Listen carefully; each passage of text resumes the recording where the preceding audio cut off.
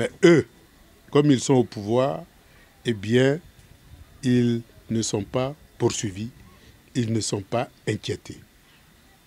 Même quand ils prennent des machettes pour couper la tête et pour tuer nos camarades lors des manifestations, ils ne sont pas poursuivis, ils ne sont pas arrêtés. Même quand ils coupent la tête pour jouer au football, eh bien ceux-là, ils ne sont pas poursuivis, ils ne sont pas arrêtés.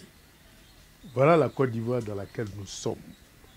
C'est une Côte d'Ivoire où notre État, l'État de Côte d'Ivoire, qui depuis l'indépendance en 60, a été construit pour servir tous les Ivoiriens, aujourd'hui est utilisé pour servir un parti et son clan.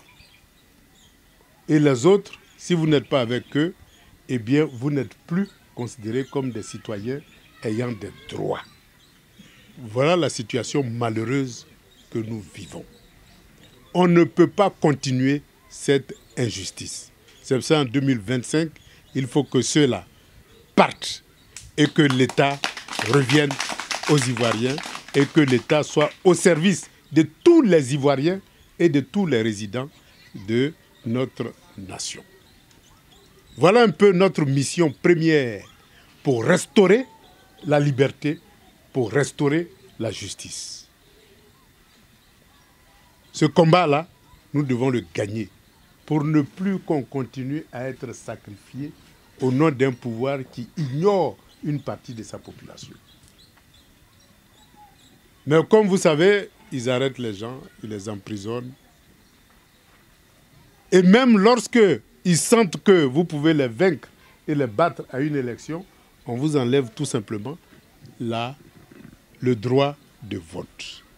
Comme vous savez aujourd'hui, notre grand combattant, celui-là même qui s'est battu pour que ceux qui sont là aient la liberté de créer leur parti, celui-là n'est plus électeur, il n'est plus éligible par ceux-là même qui l'a fait des partis politiques en Côte d'Ivoire, qui a fait que eux, ils ont pu créer des partis politiques, qui a fait que eux, ils ont pu avoir des candidats et qui a fait que eux, aujourd'hui, ils sont à la tête de l'État.